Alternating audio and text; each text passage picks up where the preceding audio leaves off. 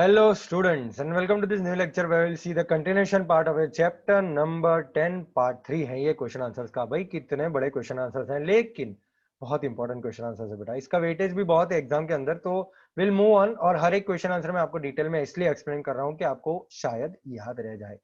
आपको मेहनत तो करनी है, you have to learn it. So let us start with question number 29। हम लास्ट टाइम क्वेश्चन नंबर 28 देखा था, क्वेश्चन नंबर 29 हम देखने वाले हैं आज। Right a short note on the following position and executive powers of the prime minister. भाई नरेंद्र मोदी जी के पास क्या पोजीशन है उनकी और क्या एग्जीक्यूटिव पावर्स हैं, उसके बारे में हम आज बात करने वाले हैं और will move further.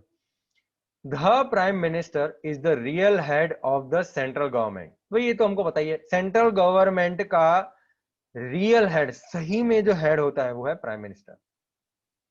Prime minister formally president appoint करते हैं, ठीक है, प्रेसिडेंट अपॉइंट करता है प्राइम मिनिस्टर को। और प्राइम मिनिस्टर जो होते हैं वो कौन होते हैं?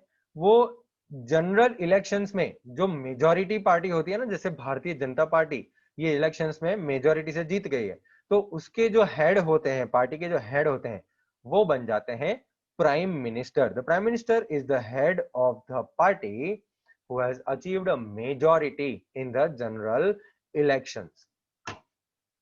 The ministers to the cabinet are appointed as per the council of the prime minister by president and distribute the portfolios. तो भाई प्राइम मिनिस्टर अकेले तो होते नहीं है, ठीक है, उनकी पूरी कैबिनेट ऑफ मिनिस्ट्री होती है जिसके अंदर सारे मिनिस्टर्स होते हैं, अलग अलग अलग अलग फील्ड के। एजुकेशन मिनिस्टर होते हैं, रेलवे मिनिस्टर होते हैं, ये मिनिस्टर वो minister, agriculture minister.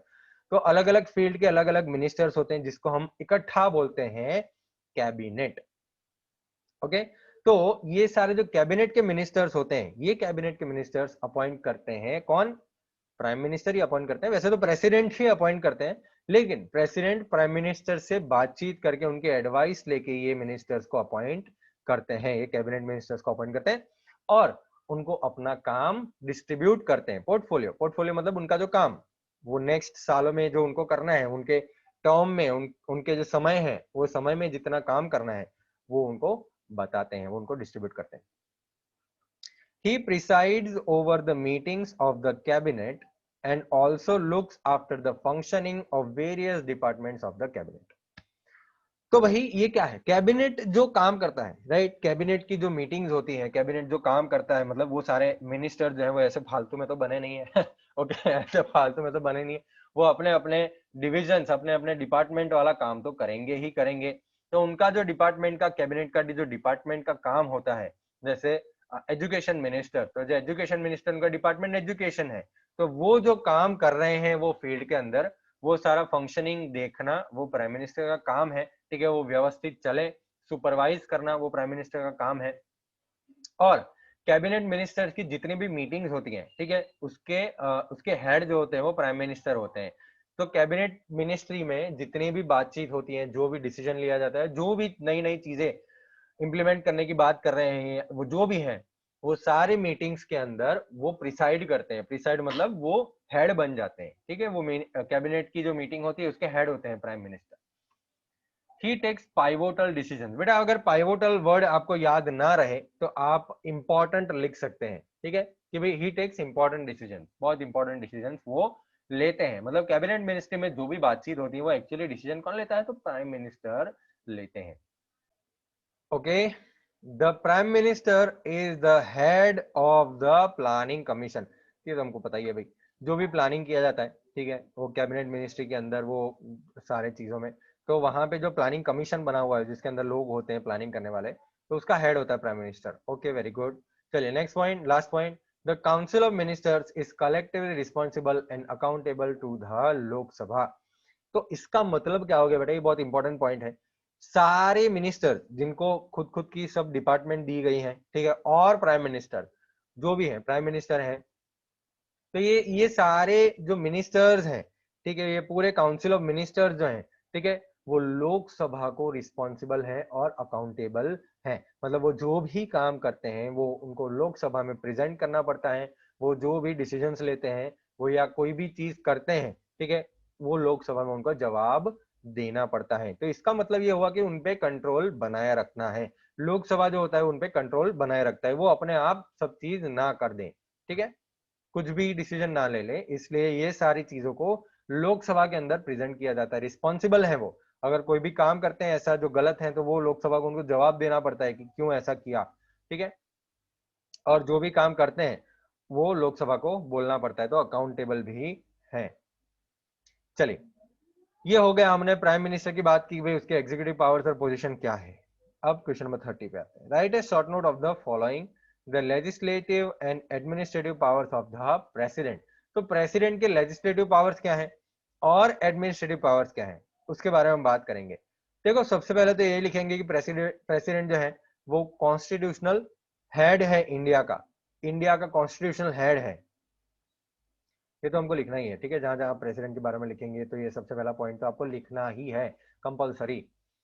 All the administration of the central government is carried out in the name of president, but in reality this powers are enjoyed by prime minister and his cabinet. तो ये तो हमने पढ़ा हुआ था text book में, एक बार और मैं आपको समझा देता हूँ। सेंट्रल गवर्नमेंट का जितना भी कामकाज होता है, जो भी एडमिनिस्ट्रेशन का काम होता है, वो सब प्रेसिडेंट के नाम पे होता है। मतलब जितनी भी पावर्स होते हैं मतलब प्रेसिडेंट के हाथ में होते हैं, लेकिन ये पावर्स एंजॉय कौन करते हैं?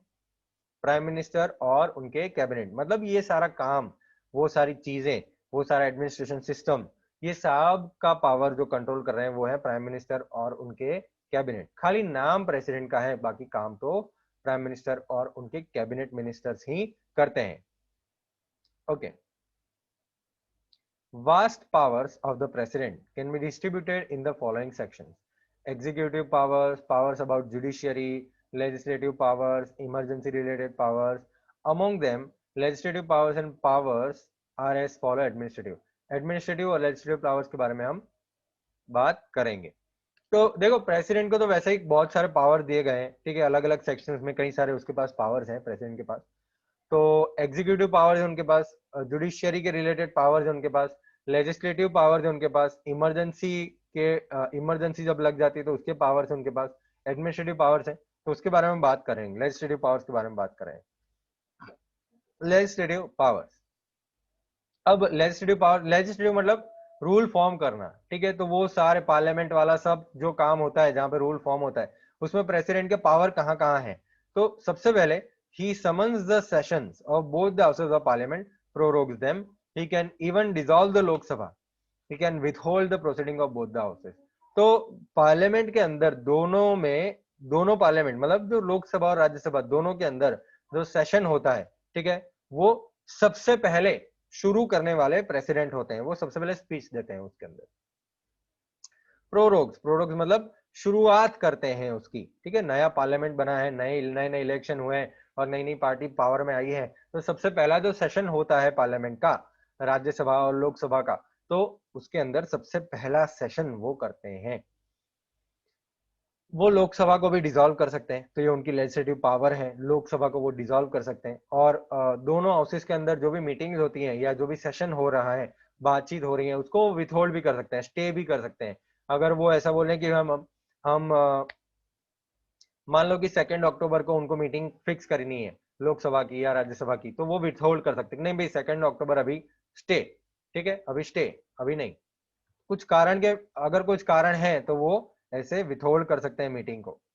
अच्छा, राज्यसभा में 12 मेंबर्स वो नॉमिनेट करते हैं, वो तो हमने पढ़ा था टेक्स्ट बुक में। राज्यसभा के अंदर वो 12 मेंबर्स नॉमिनेट करते हैं, जो अलग अलग एक्सपीरियंस वाले लोग होते हैं, जो अलग अलग फील्ड में एक्सपर्ट लोग होते हैं, स्पोर्ट्स हैं, पॉलिटिक्स हैं, फिर आर्ट्स हैं, कल्चर है, म्यूजिक है, तो ये सारे जो अलग अलग आर्ट्स हैं उसके अंदर जो एक्सपर्ट लोग होते हैं, उनमें से 12 लोगों को वो सिलेक्ट करते हैं और राज्यसभा में नॉमिनेट करते हैं। देखो, पार्लियामेंट की सबसे पहली मीटिंग जो होती है वो प्रेसिडेंट एड्रेस करते हैं, वो तो मैंने आपको बताया, ठीक है। और पार्लियामेंट का जॉइंट सेशन जो होता है वो शुरू करने वाले भी प्रेसिडेंट होते हैं।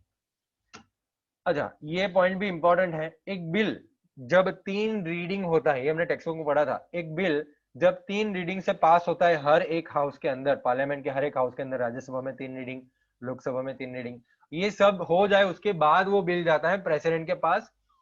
तभी रूल बनता है जब वो प्रेसिडेंट उस पे दस्तखत करे, साइन करे, ठीक है। सारे बिल एक्सेप्ट मनी बिल, उनको भेजे जाते हैं रिकंसिडरेशन के लिए, तो मनी बिल उनको नहीं भेजा जाता है, ठीक है। बाकी सारे बिल उनको वो मतलब वो भेज सकते हैं रिकंसिडरेशन के लिए, सॉरी, सारे bill except money bill. Money bill वो वापस नहीं भेज सकते। मान लो कि ये हो गया, ठीक है, उनके पास बिल चला गया और उनको लगा कि अकॉर्डिंग टू द कॉन्स्टिट्यूशन नहीं है, ठीक है, तो वो वापस लोकसभा में, वापस राज्यसभा में वो बिल भेज सकते हैं फॉर रिकंसिडरेशन। प्रेसिडेंट भेज सकते हैं वापस से बिल, खाली मनी बिल नहीं भेज सकते। अगर मनी बिल दोनों हाउसेस में पास हो गया तो उनको पास करना पड़ता है, क्योंकि वो अकॉर्डिंग टू कॉन्स्टिट्यूशन ऐसा नहीं होता है, कॉन्स्टिट्यूशन के अकॉर्डिंग मनी बिल नहीं होता है। तो he can also issue ordinances. बेटा ऑर्डिनेंसेस मतलब ऑर्डर्स, स्टे ऑर्डर्स, या स्टे ऑर्डर्स होता है, या माफी होती है, या पार्डन होता है, तो वो इश्यू कर सकते हैं ऑर्डिनेंसेस। जैसे कोई क्रिमिनल है, ठीक है, उन्होंने माफी की मांगनी की है, ठीक है, उन्होंने माफी मांगी है प्रेसिडेंट से, तो वो माफी दे सकते हैं या इग्नोर कर सकते हैं, मतलब वो नहीं ना बोल सकते हैं तो हाँ बोल सकते हैं। तो वो इनके पास ये पावर है ऑर्डिनेंसेस का, किसी को माफ कर सकते हैं, किसी को पनिशमेंट बढ़ा सकते हैं, किसी को कोई रूल जो होता है उसको स्टे ऑर्डर ला सकते हैं। तो ये उनके पास पावर होते हैं, लेजिस्लेटिव पावर हैं, लॉज फ्रेम करने वाले पावर हैं। He also gives recommendation to present budget in Lok Sabha. तो लोकसभा में जब बजट प्रेजेंट करना होता है तो उसके अंदर रिकमेंडेशन भी प्रेसिडेंट देते हैं, ठीक है। ये सारे पॉइंट्स थे लेजिस्लेटिव पावर्स के प्रेसिडेंट के। अब हम बात करेंगे एडमिनिस्ट्रेटिव पावर्स के जो प्रेसिडेंट के पास है।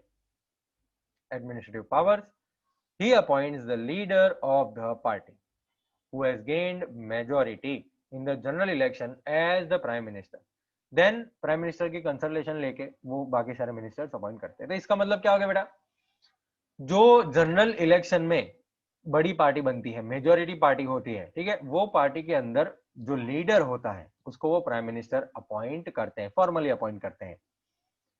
और प्राइम मिनिस्टर की हेल्प लेके वो बाकी सारे मिनिस्टर, जो कैबिनेट मिनिस्टर्स होते हैं ना, मैंने आपको बताया सारे फील्ड वाले जो मिनिस्टर्स, अलग अलग फील्ड में जो कैबिनेट मिनिस्ट्री में लोग होते हैं, वो मिनिस्टर्स को अपॉइंट करते हैं। ओके ओके, चलिए next point. President is the head of the defence forces of the country. The president has the power to declare war, cease the war और conclude treaties with other countries. President जो है वो country के जो defence force हैं उसके head माने जाते हैं, ठीक है।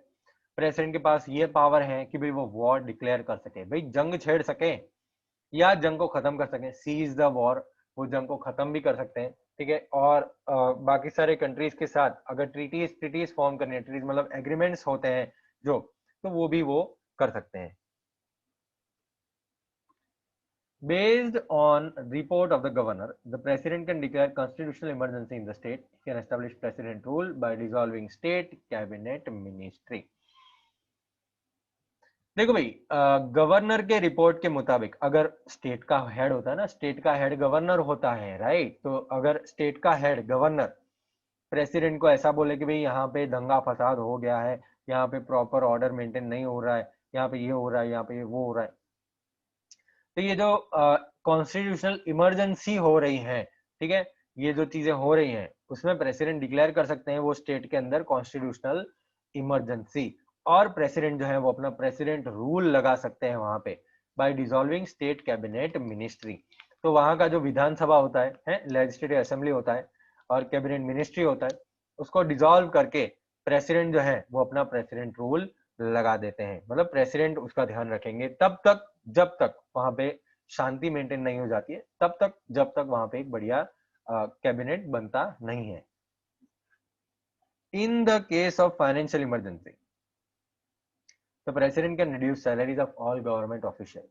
तो अगर फाइनेंशियल इमरजेंसी आ जाती है, ठीक है, पैसे में कुछ प्रॉब्लम हो जाता है, पूरे कंट्री के अंदर पैसा जो है वो डूब जाता है, या पैसा जो होता है वो कुछ इमरजेंसी आ जाती है, खपत हो जाती है पैसों की, तो प्रेसिडेंट जो होता है वो सैलरीज रिड्यूस कर सकता है गवर्नमेंट ऑफिशियल्स की, मतलब गवर्नमेंट के अंदर जो लोग होते हैं उसकी सैलरीज कम कर सकते हैं वो।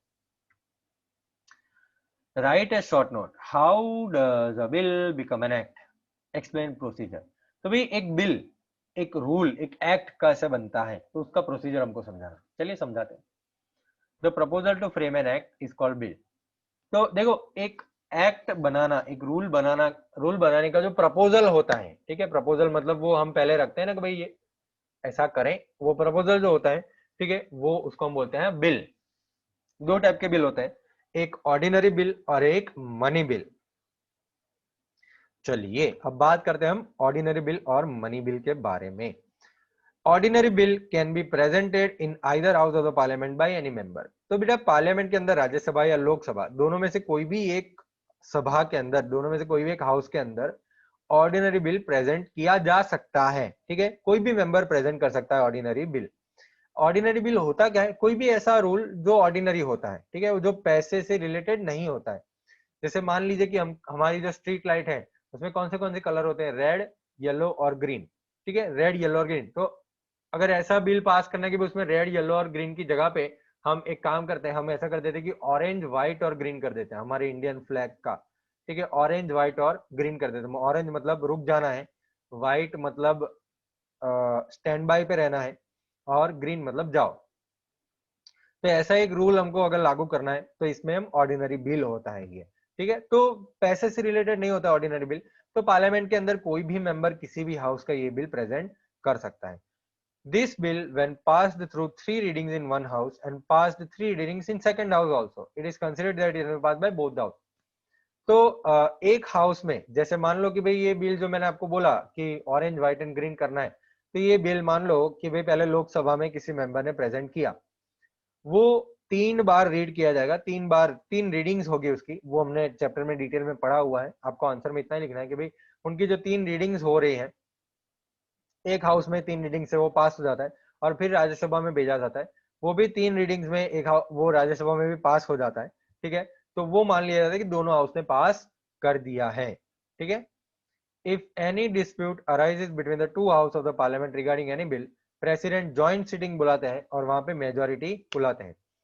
तो अगर कोई भी डिस्प्यूट अराइज होता है राज्यसभा या लोकसभा के बीच में ये बिल के बारे में कि भाई नहीं नहीं नहीं नहीं, ऑरेंज और व्हाइट और ग्रीन नहीं रखना है भाई, व्हाइट में नहीं पता चलेगा, व्हाइट की जगह में येलो रखेंगे, तो ये जो जफामारी है राज्यसभा में खड़ी की है किसी मेंबर ने कि नहीं व्हाइट की जगह में हम येलो रखेंगे, तो ये डिस्प्यूट हो गया।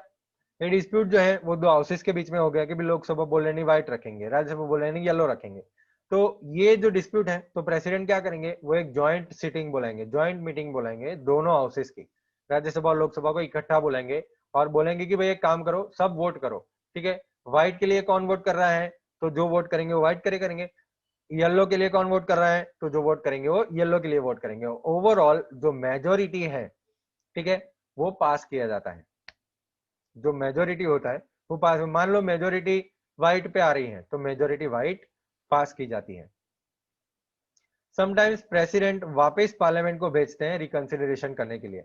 तो ऑर्डिनरी बिल के अंदर ऐसा कुछ अगर है, ठीक है, कि भाई वो अकॉर्डिंग टू कॉन्स्टिट्यूशन नहीं है, तो वो प्रेसिडेंट वापस भेज देते हैं। ये तो अच्छा, मेरे एग्जांपल में अकॉर्डिंग टू कॉन्स्टिट्यूशन नहीं होता है, येलो, व्हाइट, ये इसमें कुछ नहीं होता है। लेकिन अगर कुछ जफामारी है और ऐसा प्रेसिडेंट को लगा कि कॉन्स्टिट्यूशन के मुताबिक नहीं है, कुछ चेंज करने की जरूरत है इसमें, ठीक है, तो वो प्रेसिडेंट जो होता है, जब प्रेसिडेंट के पास बिल आता है ये तीनों हाउसेस से, प्रेसिडेंट के पास जब बिल जाता है तो प्रेसिडेंट उसको वापस पार्लियामेंट में भेज सकता है रिकंसिडरेशन करने के लिए, भी आप वापस से विचार धारणा करके मुझे वापस भेजिए, इसके अंदर चेंज करके भेजिए।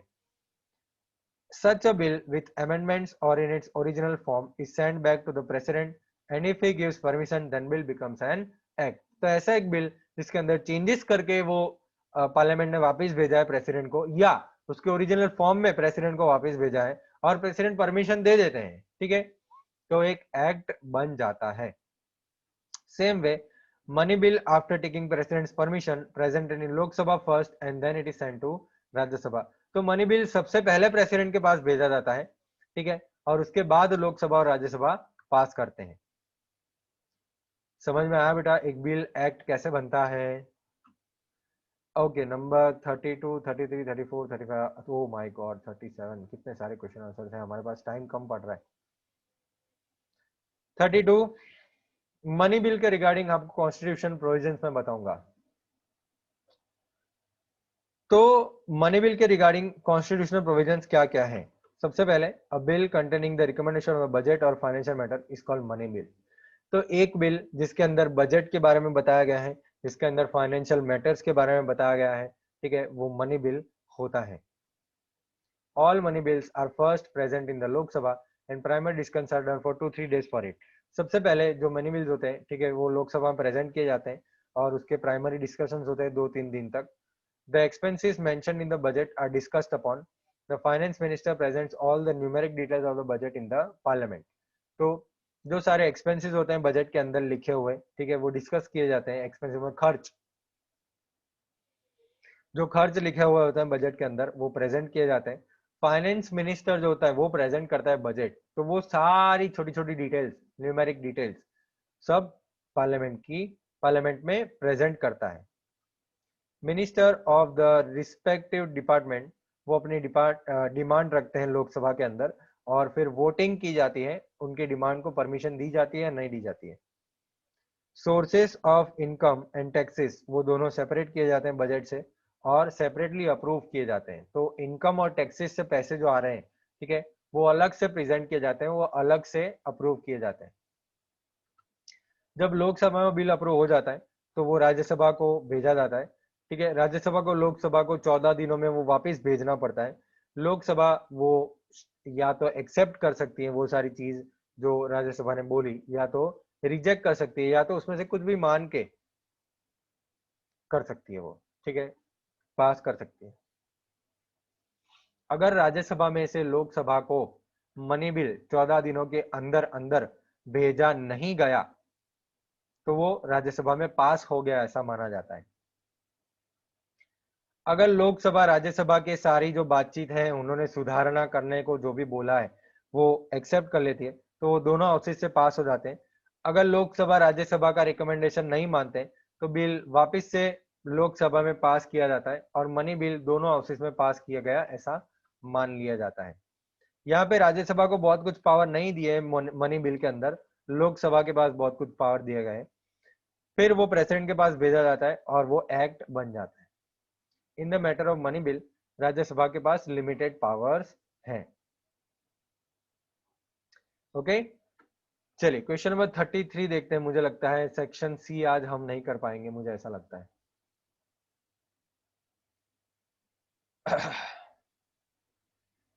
चलिए question number 33, the usefulness and limitations of the Rajya Sabha.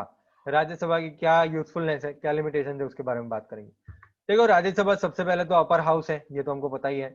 Rajya Sabha के जो मेंबर्स हैं वो लेजिस्लेटिव असेंबली के मेंबर्स सिलेक्ट करते हैं। जैसे हमारे गुजरात के स्टेट हैं, ठीक है, गुजरात का स्टेट है तो वहां पे विधानसभा है, तो उसके अंदर जो मेंबर्स हैं वो राज्यसभा के मेंबर्स सिलेक्ट करते हैं। और thus it is a representative house of all the state and union territories। तो सारे स्टेट के जो विधानसभा होते हैं, ठीक है, वो सिलेक्ट करते हैं राज्यसभा के मेंबर्स, तो वो हमारे स्टेट के रिप्रेजेंटेटिव्स होते हैं। राज्यसभा परमानेंट हाउस है, उसके 1/3 ऑफ द मेंबर्स हर 2 साल रिटायर होते हैं। और कोई भी बिल जब 3 रीडिंग से पास होता है दोनों हाउसेस से और प्रेसिडेंट के पास जाता है तो वो एक्ट बन जाता है।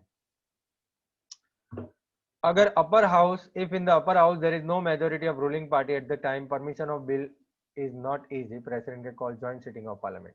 तो अगर अपर हाउस में रूलिंग पार्टी का मेजॉरिटी नहीं है, ठीक है, और बिल पास नहीं हो सकता है, परमिशन नहीं मिल पा रही है, तो प्रेसिडेंट जॉइंट सिटिंग बुलाते हैं पार्लियामेंट की, लोकसभा और राज्यसभा दोनों की। मनी बिल जब लोकसभा से पास होता है वो राज्यसभा के पास जाता है और उसकी रिकमेंडेशन वापस भेजी जाती है 14 दिनों के अंदर। अगर नहीं होती है तो राज्यसभा ने वो बिल पास किया जाता है ऐसा मान लिया जाता है। लोकसभा वो जो भी रिकमेंडेशंस भेजी गई हैं, ठीक है, वो या तो मान सकते होता है या तो रिजेक्ट कर सकते हैं। अगर लोकसभा रिजेक्ट कर देते तो वापस से वो लोकसभा के अंदर भेजा जाता है और मनी बिल पास किया जाता है। फाइनेंशियल मैटर्स जो राज्यसभा के पास है वो लिमिटेड है, ठीक है। ओके, चलिए सेक्शन सी क्वेश्चन नंबर 34, 35, 36, 37 ये सारे हम नेक्स्ट लेक्चर में बात करेंगे और नए एक चैप्टर की भी बात करेंगे। भाई आपका होमवर्क क्या है? होमवर्क आपका है ये सारे क्वेश्चन आंसर्स आपको फेयरबुक में लिखने, ठीक है, सारे क्वेश्चन आंसर आपको फेयरबुक में लिखने हैं भाई। ये बहुत इंपॉर्टेंट क्वेश्चन आंसर, कितने सारे पेज हैं, 11 पेजेस हैं पीडीएफ के। तो ये सारे क्वेश्चन आंसर इंपॉर्टेंट है और ये आपको अपने फेसबुक में लिखने हैं। ओके, सेक्शन सी से मैं नेक्स्ट लेक्चर में आपको एक्सप्लेन करूंगा और नेक्स्ट लेक्चर में वैसे तो सेक्शन सी खत्म हो जाएगा, तो हम बात करेंगे एक नए चैप्टर की। ओके, चलिए बाय बाय और मिलेंगे हम नेक्स्ट लेक्चर में।